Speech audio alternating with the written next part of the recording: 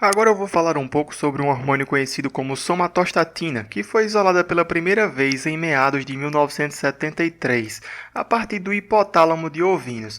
Embora tenha sido encontrada no hipotálamo, hoje se sabe que ela está presente em diversos tecidos extrahipotalâmicos, como no sistema gastrointestinal, apresentando outras funções além do simples controle da secreção de hormônios hipofisários. É um hormônio formado por uma sequência de aminoácidos em cadeia única, e o gene que codifica o seu hormônio precursor, a prosomatostatina, está transcrito em órgãos como pâncreas, sistema nervoso central e musculatura lisa intestinal.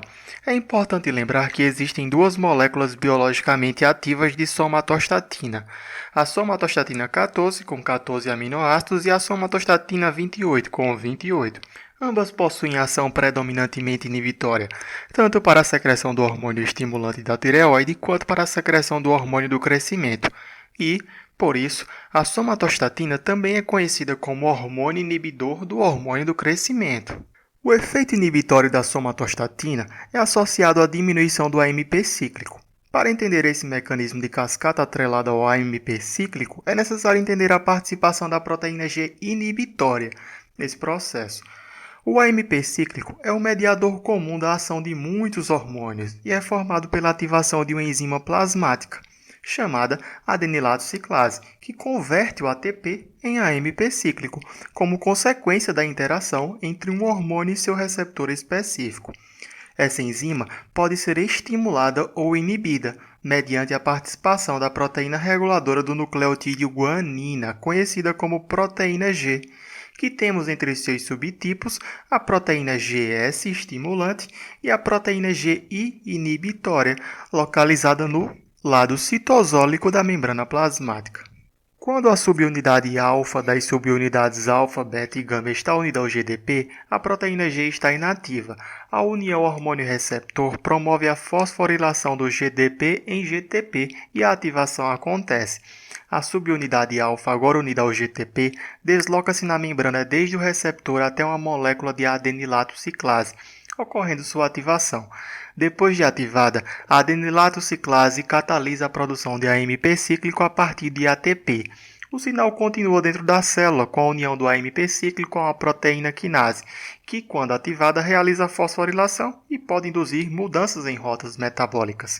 Como as diferentes células têm receptores específicos para os diferentes hormônios, o AMP cíclico acaba operando como um metabólito comum para a ação de vários hormônios. Assim, cada célula tem diferentes enzimas que reconhecem diferentes hormônios, mas que são afetadas de alguma forma pelo AMP cíclico. Alguns hormônios atuam inibindo a adenilato ciclase, que é o caso da somatostatina, diminuindo os níveis de AMP cíclico, evitando essa fosforilação de proteínas específicas.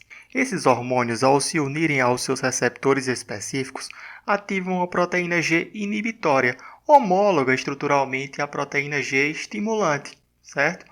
Se unindo ao GTP para ativar-se, porém ocorre inibição da adenilato ciclase e consequente diminuição dos níveis de AMP cíclico. Essa redução do AMP cíclico pode levar à hiperpolarização da membrana, elevar o efluxo de potássio e diminuir a concentração intracelular de cálcio. Esse mecanismo de ação resulta basicamente na depressão da exocitose e consequente redução nos níveis de insulina, glucagon, GH, TSH, por exemplo.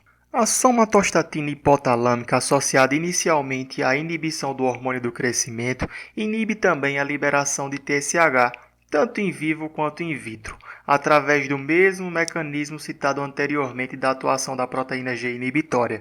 O seu mecanismo de ação engloba basicamente a depressão da exocitose depois de ocorrida a ligação com os receptores de membrana.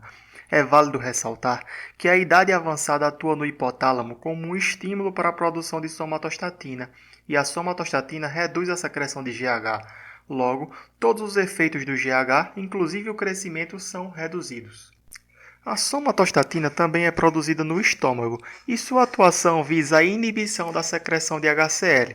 De forma direta, a somatostatina liga-se ao receptor acoplado à proteína G inibitória da membrana basolateral das células parietais inibindo a adenilado ciclase e antagonizando o efeito estimulatório da histamina sobre a secreção de HCl.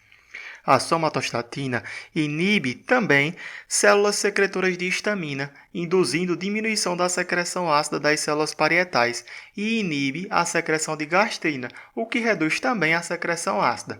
Dessa forma, a somatostatina tem efeitos múltiplos sobre a inibição da secreção ácida do estômago, diretamente e indiretamente. No duodeno, a somatostatina também funciona inibindo a secreção ácida. Nas células delta das ilhotas pancreáticas, a somatostatina modula a secreção da insulina e glucagon.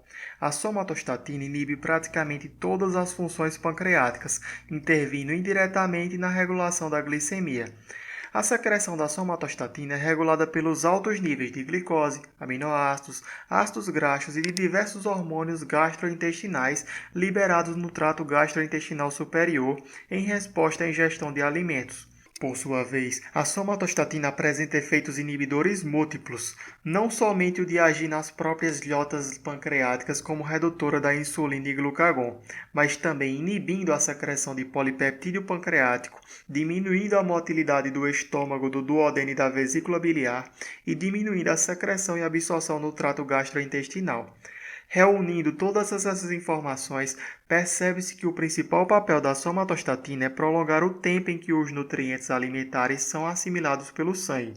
Ao mesmo tempo, o efeito da somatostatina como depressor da secreção de insulina e glucagon reduz a utilização dos nutrientes absorvidos pelos tecidos, impedindo assim consumo imediato dos alimentos, o que os torna disponíveis durante um período de tempo maior. É válido ressaltar que a somatostatina é um polipeptídeo com meia-vida extremamente curta, de apenas 3 minutos no sangue circulante, e os análogos sintéticos possuem uma meia-vida maior, e também uma maior seletividade de ação quando comparada com a somatostatina endógena. Na terapêutica, são utilizadas principalmente no tratamento da acromegalia.